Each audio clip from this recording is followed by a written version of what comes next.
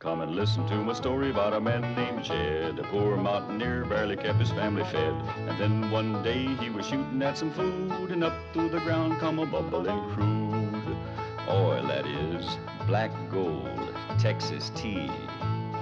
Well, the first thing you know, old Jed's a millionaire. The kinfolk said, Jed, move away from there. Said, California is a place you ought to be. So they loaded up the truck and they moved to Beverly Hills, that is, swimming pools, movie stars. The Beverly Hillbillies.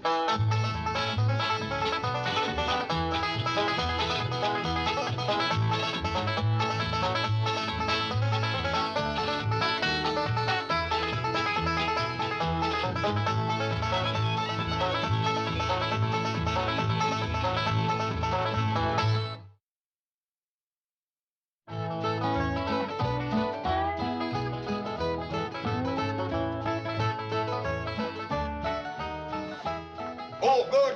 You're both here. I want to have a family confab. Where's Ellie? Well, she's out back with her critters. Ellie Mae? Yeah, Pa? Come on in here. Going to have a family confab.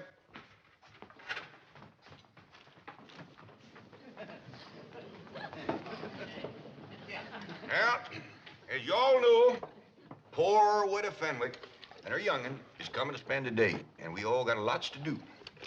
Fenwick.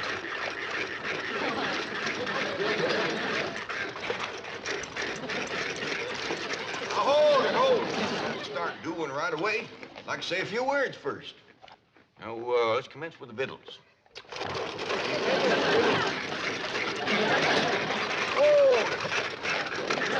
Hold it, Granny. I mean the victuals for the Fenwicks. What you got planned? Oh, possum stew, grits and jowers, some corn pone, and some pickled crawdads. Sound a little rich for folks that ain't ate for a while. Well, maybe you're right, Jed. To get the wrinkles out of their belly, I'll start them off with some nice hot owl soup. That'll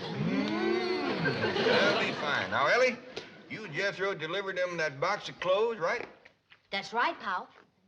I never knowed there were so many needy folks in Beverly Hills. Me neither. My doggies, you gotta admire that widow Fenwick. She's poor but proud. Jethro and Ellie tells me that right across the front of this little house of hern, she's got writ big as life, Fenwick House.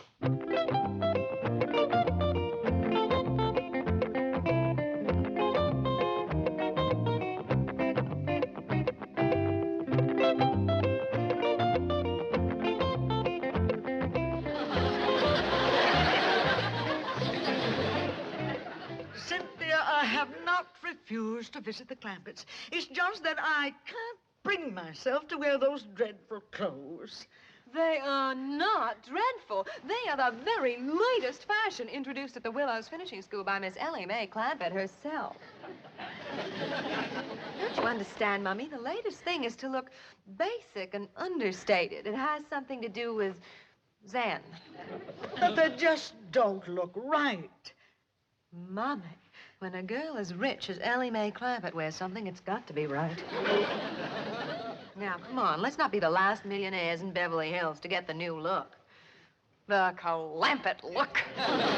Where's everybody going in such a hurry? We's gonna have Jethro load furniture to take off to the Fenwicks. Well, now, hold up loading that truck again. How do we know that the family's gonna need all this stuff? Like I told you, Uncle Jet, they need just about everything. Well, how do we know their place is gonna hold it all? Let's go over there and take a look. Yeah.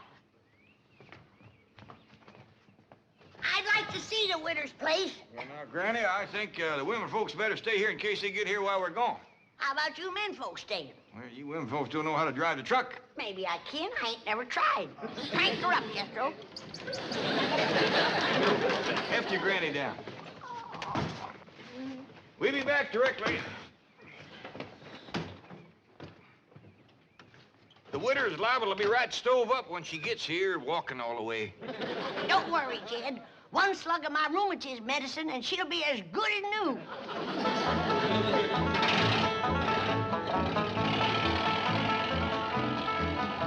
Granny, can your rheumatism medicine sure enough cure rheumatism?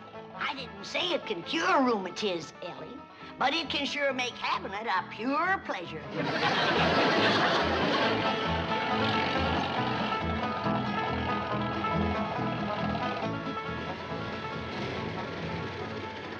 Now, we don't want to embarrass them, Jethro, so if they steal the home, we'll right quick drive by. Don't look like nobody's home, Uncle Jed. Well, come on, let's take a look around.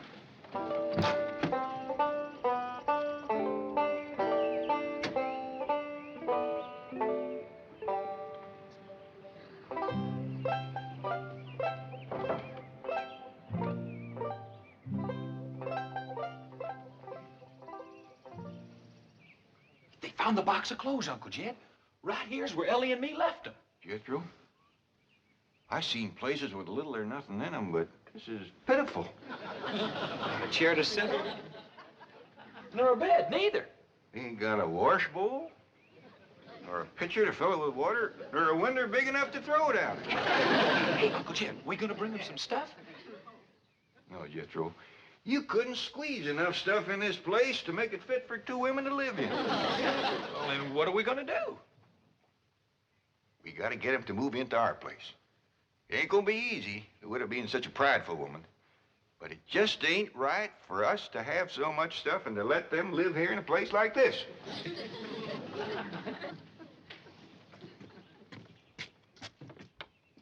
Now, there's something I just can't understand. How can folks live in a big, fine house like that and let a poor, starving widow and her young'un live in a place like this right outside their gate? Uncle Jed, let's go up and give them what for. It ain't for us to speak judgment on them. Maybe the spirit of love will take hold like it did Miss Drysdale. The Clampett, they're moving, la, la. The Clampett, they're moving, la, la. The diamonds are happy,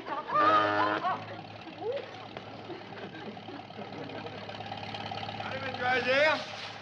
Splendid. You came back with another load. Well, now, hold on. We decided not to move these things. Why not? Well, we're hoping that the Fenwicks will move in and use them here. The Fenwicks? Mrs. Radnor Fenwick? Oh, yes, ma'am. You know, the widow with the skinny daughter named Cynthia. They are moving into this house? Well, we're hoping they will. But this is marvelous. I've been trying for years to meet Mrs. Radnor Fenwick, and now she's going to be my next-door neighbor. Well, it ain't for certain yet. Have you engaged a real estate agent to help you sell them on the place? No, ma'am, we just kind of figuring on talking them into it when they come over. I'll help you. I'll dash home and change and come back and help you.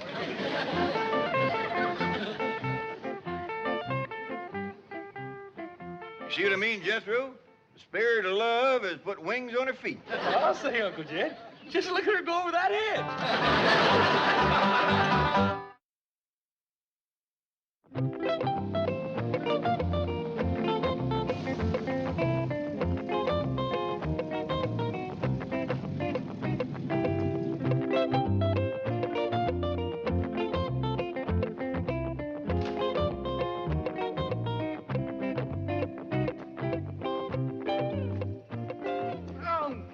Mummy, and that make you look just like any other common, ordinary, everyday millionaire. Now take it. No, Cynthia, I can't. I just can't. Well, you must. I just can't. Mummy, if anyone were actually to see you, I would die of mortification. Mummy, I thought I told you, no Jew. No, Cynthia, I feel positively nude without diamonds. We are trying to achieve the Clampett look, a look of studied slovenliness. Oh, Cynthia. Beasley, our purses, please. No, Cynthia, not those buckets. Be silly, Mummy. Yesterday, Ellie Mae Clampett carried one to school, and the effect was devastating. Oh, dear, if your father could see us now, he'd just turn over in his mausoleum. Beasley, get the rolls out of sight quickly. We'll call you if we need you. Yes, Beasley, park it close by. Yes, I'll phone you to the front seat number. Oh, Mummy, look at that. Yes. Disgraceful, isn't it? Disgraceful? It's fabulous. Unbelievably understated. It's probably the only purely existentialist car in Beverly Hills. They must have it copied. Cynthia, we've used nothing but rolls for decades. Oh, Mommy, this is progress. Don't you understand? Frankly, no. I seem to have lost all sense of values. It's like a nightmare. Well, here, come sit down and pull yourself together before we meet them. Oh, it's just all so confusing. I just know this never could have happened if Coolidge was still in the White House. Pa, don't you want me to set the table in the fancy eating room? I reckon not, Ellie. We gotta be special careful not to put on airs around the poor widow. Let's eat in the kitchen family style like we always have. Well, that's a good idea. If we want the Fenwicks to move in here with us, we gotta make them feel like this family. Jed, is the Fenwicks moving in with us lock, stock, and barrel? Granny, the Fenwicks ain't got a lock, stock, and barrel to move in with. Right, Ellie? That's right, Pa. Not even a rain barrel. He ain't got a pump. He ain't got a place to wash at all. Well, the best thing to do when they get here is to stick them in the tub and scrub them down. Granny, I don't think they'd take to that right off. Hey, Ella May. Come on, Ellie, let's go swimming. What's the matter with you? We's got company coming. Oh, Granny, I'm hot and tired. You get into some decent clothes. Now, hold on, Granny. I think maybe Jethro solved their problem. You see there, Granny? I solved your problem. What problem, Uncle Jed? Getting the Fenwick scrub without shaming them none. You mean I should do it? Oh, you just go for a swim in the cement pond and take along a cakey Granny's lye soap and a nice stiff brush. Ellie Mae, when the widow and her young'un get over here, you invite them down to the cement pond for a swim. Okay, Pa. When they get down to the pond, Jethro, you commence the soaping and the scrubbing and the splashing, and they'll get the idea. Dingies, that's a first-rate notion. Well, thank you, Granny. There goes that spooky music coming out of the walls again. Sure is pretty. Yeah, I hope it keeps playing until the widow gets here. It might cheer her up. Well, someone best open the door. Because as soon as that music starts to play, someone's going to come knocking at the door. I noticed that. Take a look outside, Ellie. And you get your nakedness out of sight. I just can't go through with it. Mommy, please, you can do it. Come on, I'll help you. They's coming, but that poor old widow woman can't hardly make it. I'll get my jug. Is they wearing the clothes you bring them? Yeah, Pa, and toting buckets. To carry home leftovers. Lord love them. Let's go give them a helping hand. Howdy there, Cynthia. This here's my Pa, and I reckon this is your mom. Welcome, welcome. Well, dogged if you ain't plumb tuckered with a Fenwick, but don't you worry. Granny will fix that.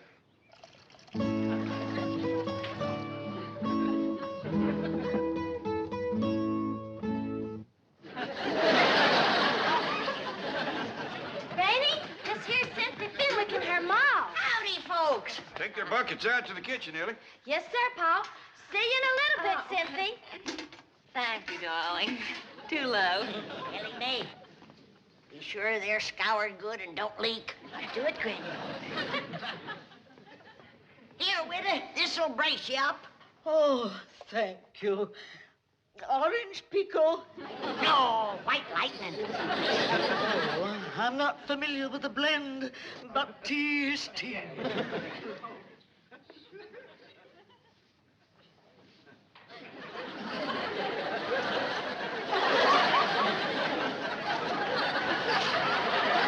That got her to breathing deep. Here, Mommy, have a cigarette, darling. Oh, I wouldn't light a flame so close to your maw just yet. You just might set her off. Come on, widow.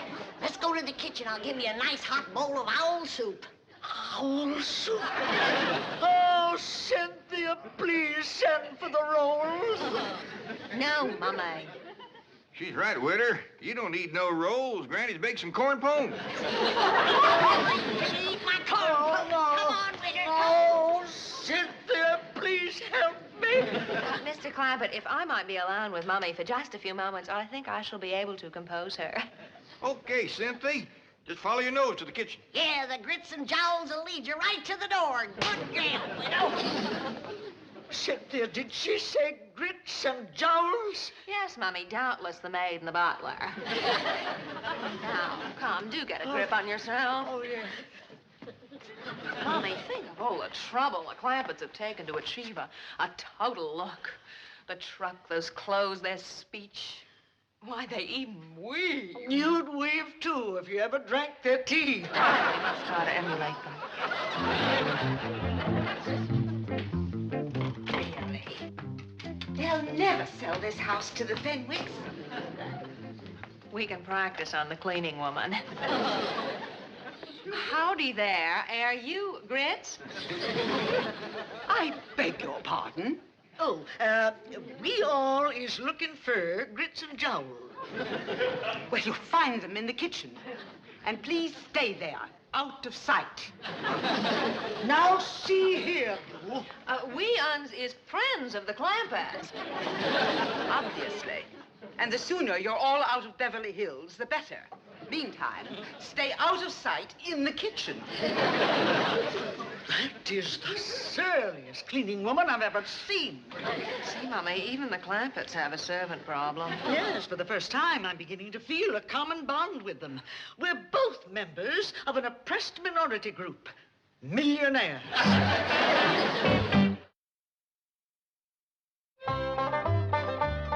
Ain't the Fenwicks sniffed their way to the kitchen yet? Well, not yet, Pa. Should I go and find them? Well, let's have a little confab first. Now, Jethro is getting powerful hungry, paddling around in the cement pond with that brush and soap. Ellie, you hinted to the widow and Cynthia about going swimming? Well, ain't had a chance, Pa. Well, they must be nigh on to starving. Granny, can we skip the washing and go right to eating? Jed, from what you tell me about the way they've been living, I'd feel much better if they were washed down good before they sat at my table. Maybe you're right. They didn't look bad, but you never can tell. Oh, there you are. We're still looking for Grits and Jowls. Oh, we'll get to them directly. Ellie. Oh, Cynthia, I bet you and your ma would like to go swimming, huh? I wouldn't. No, neither would I. We got a dandy pond, all made out of cement. Nice clean water in it, too. And plenty of room to splash around and work up a good lather. No, thank you. No, I'll pass, too. Yeah, maybe they'd just like to look at the pond. Show them, Ellie. Okay, Pa. No, we're not interested. We didn't even bring suits. Well, I got one that'll fit you. And I'll try and find one for you, Etta. Baste my possum, Jed. Yeah, now come on, ladies. Pond's right out here. Come on, here you go. It's right over there to the right. It's peculiar behavior. Why do you suppose they're so insistent that we come up? Mama, looky there.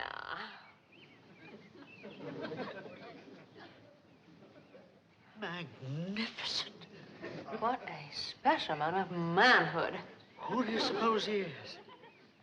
Let's find out. Clampett. Oh, Mr. Clampett. Who is that Adonis by the side of the pool? Adonis? That magnificent creature with the rippling biceps. Let's take a look, ma'am. That's why they wanted us to see the pool. They're going to attempt a little matchmaking. Oh, I hope so.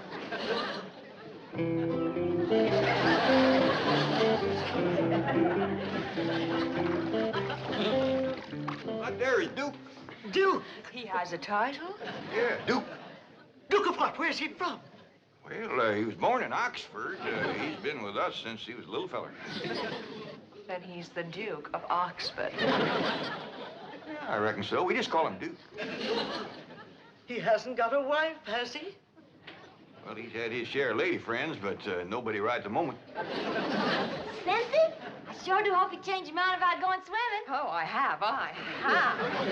Oh, Cynthia, you seem right fond of Duke. If you want him to like you, just tickle him behind the ear. He just loves that, Cynthia. And when he lays over on his back, scratch his belly. But don't stand there. Get scratching. Show her where to change, Ellie. Okay, Pa.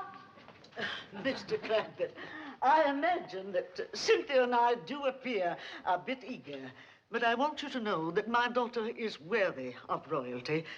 We Fenwicks are a very, very old family. Oh, now, Witter, don't talk like that. There's many a good tune left in an old fiddle. Etta, here's a brand new swimming suit. Never been wore before. It was give to Jed here for a wedding present. Remember, Jed? Too big. Wouldn't be enough left sticking out to wash. Wash? Well, we'll make do. You better leave the room, Jed.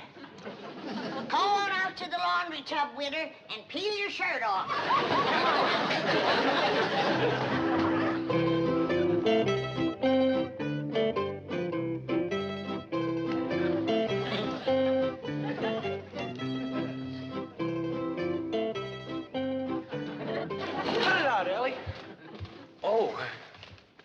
Excuse me. Howdy, ma'am. Your Grace. Yours too. Permit me to present myself to you. Well, thank you very kindly, but I don't think my Uncle Jed would let me keep you. Oh, Your Grace. Yours too. I am Cynthia Fenwick. Oh, hey, is your ma coming? No, we are quite alone.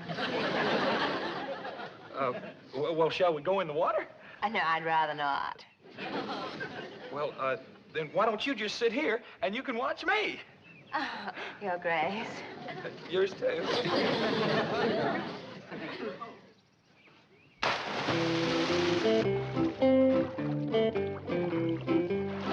Now watch here. Are you watching, Cynthia? Oh, yes, I am. All right, now, here we go.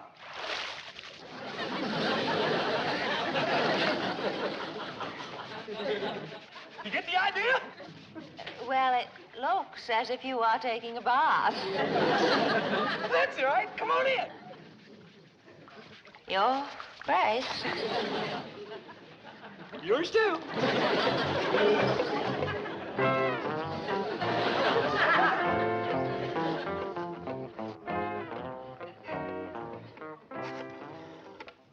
Mobile operator, give me JL 13411.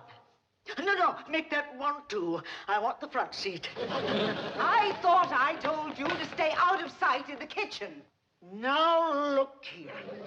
I have taken all the abuse I intend to take in this house. Clampett Look or no Clampett Look. Duke or no Duke. I refuse to... Oh, Beasley! Come quickly, please. This is... Now, you get out of here. And take that other antique with you. I refuse to take orders from a poorly dressed, ill-mannered, overweight cleaning woman. Why, you loutish hillbilly. I am Mrs. Milburn Drysdale. And what does that mean? It means that I am a pillar of society. You were a pillar. I am cutting you down to a stump. Don't you dare pull a knife on me. The only thing I'm going to pull on you is your head. Yeah, Jethro, Granny said she had trouble scrubbing the widder. How'd you do with the daughter? I tried, Uncle Jed, but that girl ain't washed in so long I couldn't sell her on the idea. Granny said the widder bucked like a mule, too, and then she busted loose and run. Can we eat now? Yeah, Jethro, scoot up the back way and get some clothes on. Hey, you know something, Uncle Jed? That skinny little rascal, all she wanted to do was tickle me behind the ear and scratch my belly. Paul, come quick. Miss Drysdale and the widow Fenwick is having a real cat fight in the front hall. Let me up, you female wrestler. I'll have you drummed out of Beverly Hills. Sylvia Carter, hold her right there. Now I'm gonna finish the job with a Fenwick. Did you call her Fenwick? I did. Here now, get off that poor starving Miss Fenwick. You all right, widder? You all right? Oh, I have never been less all right in my entire lifetime. Beasley's here. What's the matter? Ask no questions, just flee for your life. Uncle Jed, can we please eat now? Not being you, Jethro. A fellow named Beasley just grabbed the widder and her young and made off with them. Come on, we gotta catch them.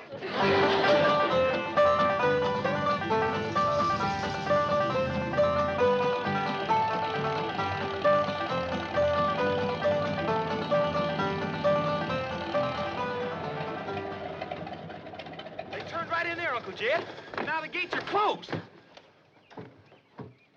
Well, I'll be doggone. That Beasley feller is the one that lives in that big mansion. And he's taking the widow and Cynthia into his house.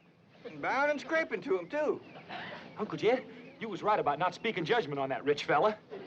Yeah, looks like the spirit of love sure took a hold of him, all right. Come on, Jethro, let's go home and have some possum.